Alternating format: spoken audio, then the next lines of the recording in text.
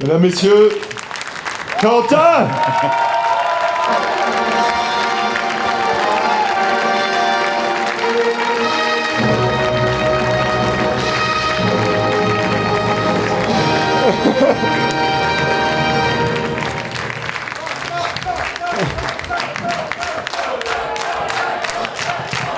Allez! Merci, merci. Bonsoir à tous. Alors, je sais pas si c'est un petit entretien technique, mais j'attends mes slides. Julie, je suis là. Je suis rentré sur scène. Merci. Ah oui, en fait, c'est moi, là. Je suis spécialiste en plongeon de kayak. Non, vraiment. Ma vie, c'est de créer des défis. Ma vie, c'est de repousser toutes les limites. Créer des défis sportifs, d'envergure. Il y a de ça 1 an, on a, avec Bernard, on a créé un défi qui était d'envergure. C'était de traverser la Manche en kayak. Comme vous le voyez sur ce plan, c'est partir de la Grande-Bretagne, à Dugnès, et arriver à Boulogne-sur-Mer, en France. Alors, vu comme ça a l'air très simple. C'est 5 mois d'entraînement, 300 heures de préparation, 2 entraînements individuels semaine, 1 entraînement de groupe. C'est des entraînements en Belgique, des entraînements aux Pays-Bas, des entraînements en mer du Nord, en situation réelle. Le risque est élevé. Si vous vous retournez avec un kayak et qu'on ne vous porte pas secours, vous êtes fini. Vous ne remontez pas dans votre kayak.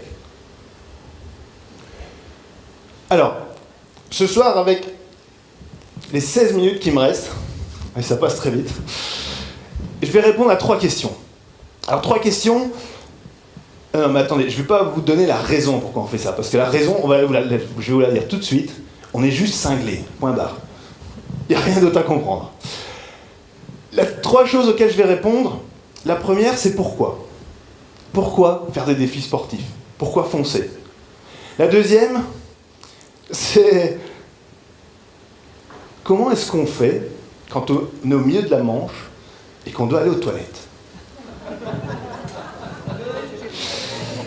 La troisième, c'est ok, on a traversé la Manche, c'était sympa, c'était impossible a priori, mais on l'a fait. C'est quoi la suite?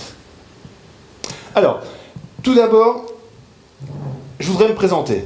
Est-ce que vous permettez que je me présente? Oui. Merci. Donc moi c'est Quentin.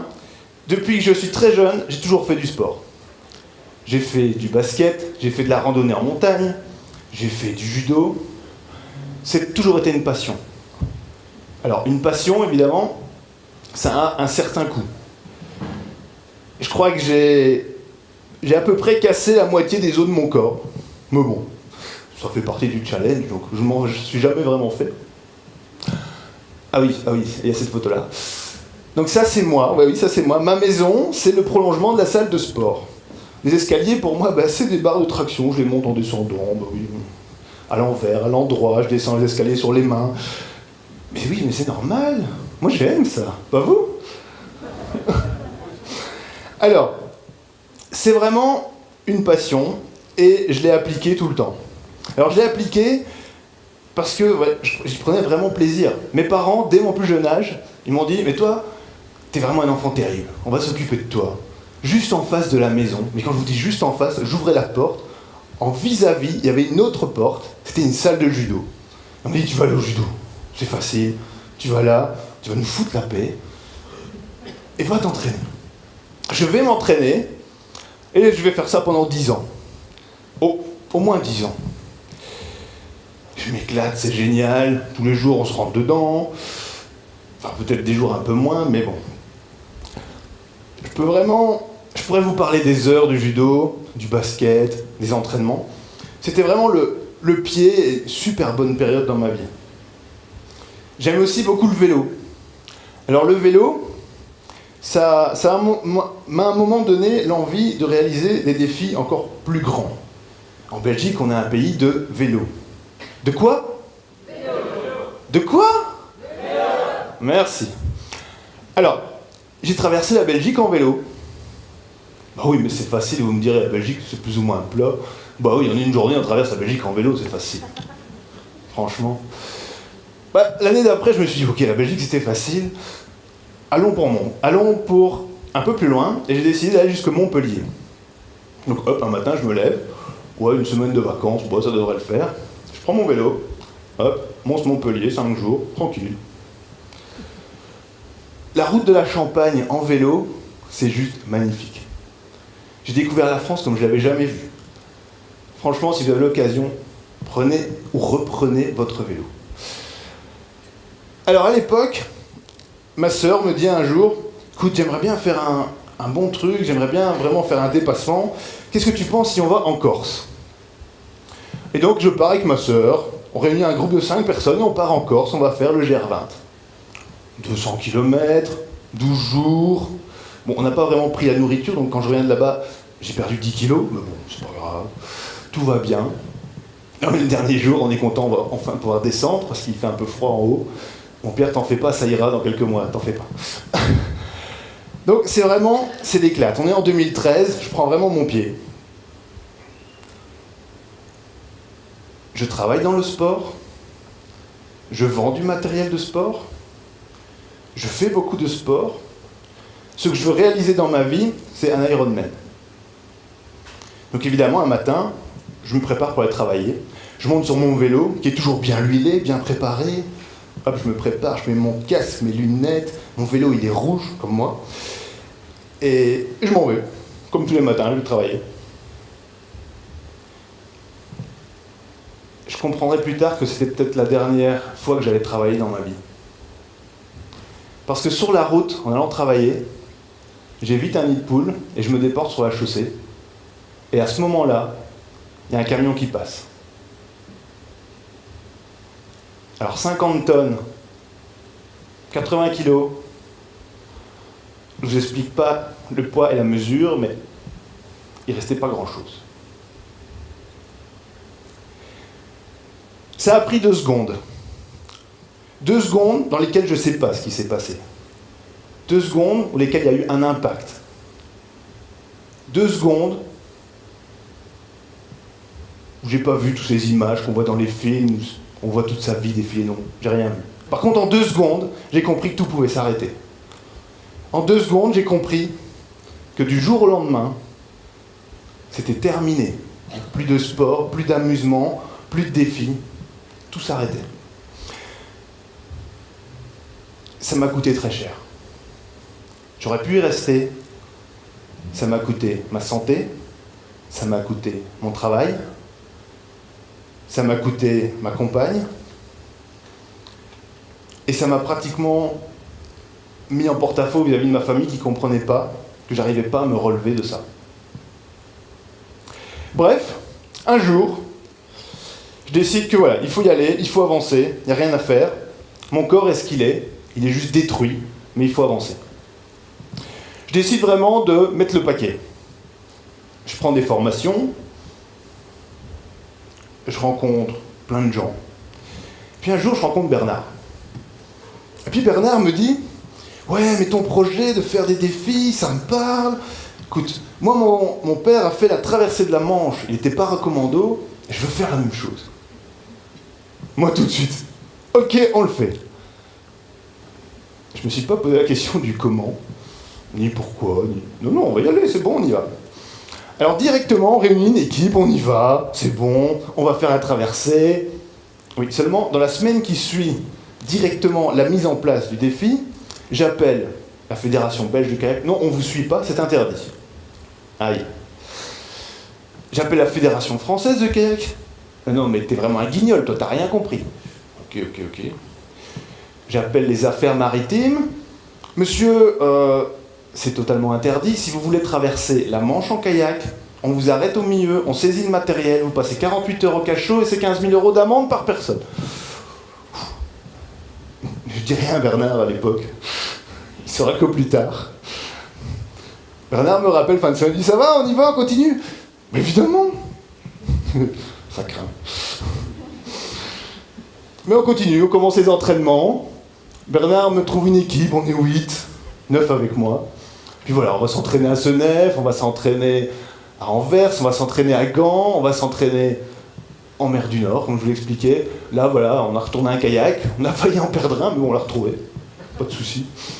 Puis il fallait vraiment le retrouver, parce que c'était notre traiteur sur la traversée après, donc si on perd notre traiteur, on n'a pas bouffé. Donc il faut vraiment le ramener. Alors, une équipe fantastique. Des gars, je crois qu'ils ont eu toutes les occasions de se prendre la tête. Mais vraiment. Ils auraient pu se taper dessus, ils auraient pu s'insulter, ils auraient pu se foutre à l'eau, mettre les autres équipes à l'eau. Et pourtant, il y a quelque chose qui est né dans cette équipe. Cette équipe s'est rassemblée, ils avaient un projet, ils ont donné du sens. Et même en ne sachant pas si c'était possible, ils se sont dit, on va le faire. On ne va pas se poser la question de savoir si c'est possible, c'est pas possible. On y va, point barre. La limite du possible, elle est juste dans notre esprit. Et nous, on y va. Après, on ne sait pas encore comment, mais on va y aller. On se retrouve en mer du Nord.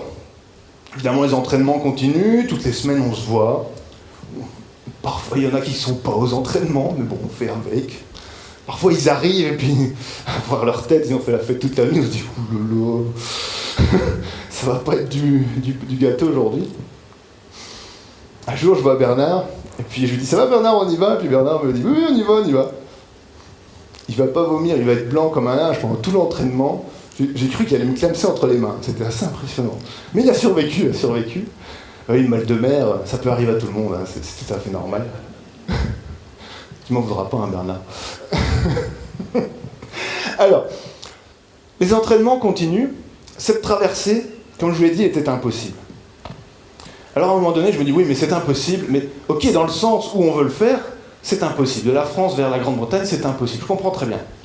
Eh bien, nous, on va le faire dans l'autre sens. On va le faire de la Grande-Bretagne à la France. Parce que question de législation, ça passe beaucoup plus. Ça passe beaucoup plus facilement. Alors ce que je ne comprends pas, et j'ai encore jamais compris, c'est que pour ceux qui font la traversée en nageant, il n'y a aucun souci, ils peuvent la faire sans même se faire arrêter. Pourquoi les kayaks ne peuvent pas? Je ne sais pas. Mais bon, c'est comme ça. Donc, après ces entraînements, on arrive le 12 septembre. Alors, le 12 septembre, voilà, on a un créneau. Alors, un créneau, qu'est-ce que ça signifie? On a une fenêtre de tir qui permet de réunir toutes les conditions à la traversée. C'est la météo, c'est les courants, c'est la force du vent, c'est le matériel qui doit être prêt en temps et en heure. C'est pouvoir ramener l'équipe de 9 personnes à prendre le shuttle tous en même temps.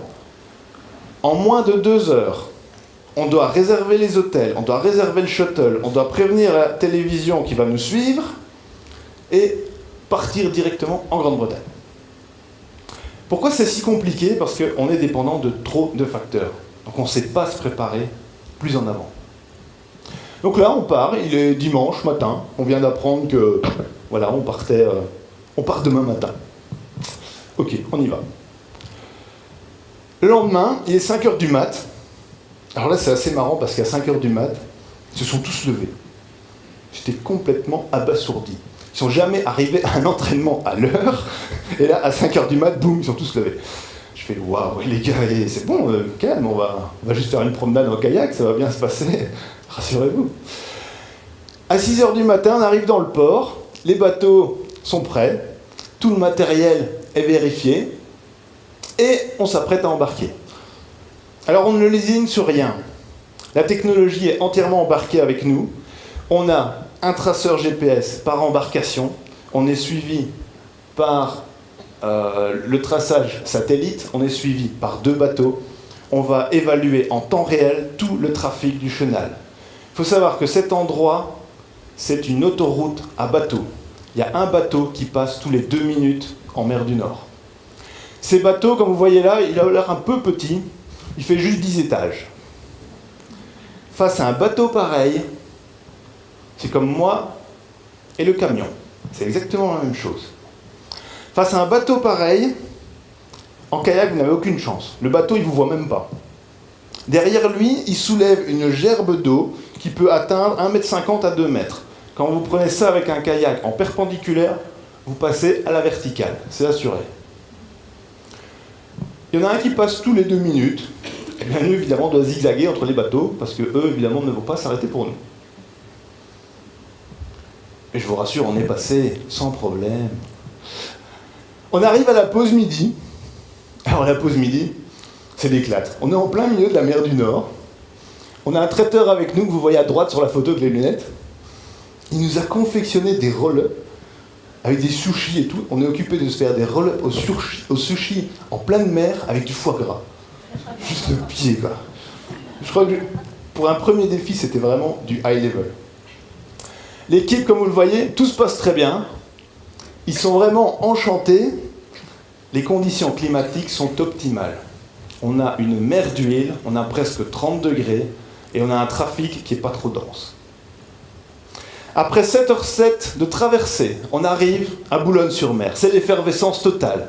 Les gars nous font un haka sur la plage et sont tellement enchantés qu'ils me demandent pratiquement directement « Mais qu'est-ce qu'on fait après ?» Oh les gars, du calme, on est arrivé, c'est bien, félicitations. On va réfléchir tout doucement à ce qu'on va faire après.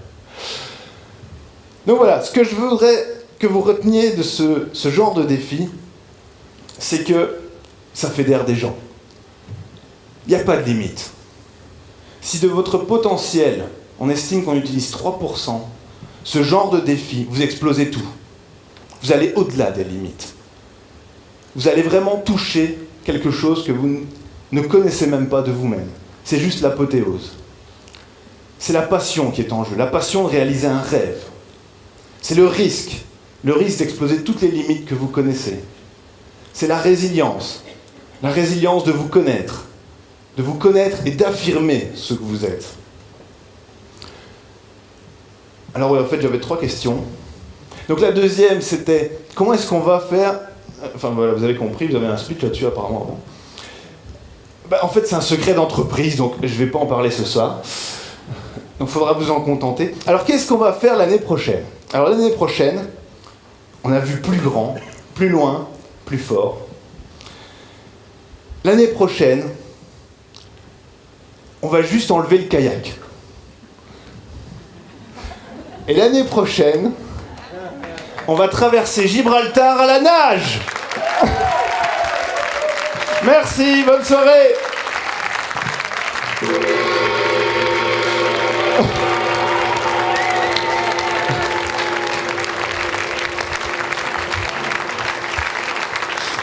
Mesdames, Messieurs, ce jeune homme est un miraculé.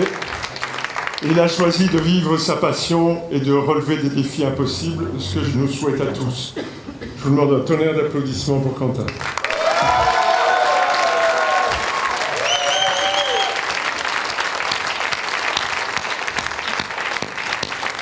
Super.